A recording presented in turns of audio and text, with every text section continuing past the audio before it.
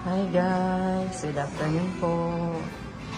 Ito, na-late na ng gising, kaya diretso na breakfast at saka lunch yung kakainin ko ngayon. Dito po ako ngayon sa Apita, malapit sa bahay. Kain tayo guys. Ayan oh. Ito nyo guys. Home rice. And chicken. And then bacon siya. So, ice cream, tsaka salad. Soup. Set na to siya guys. Mura-mura lang. Kain tayo guys. Ice cream. Kain tayo.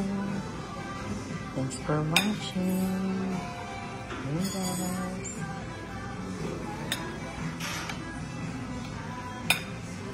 Init pa.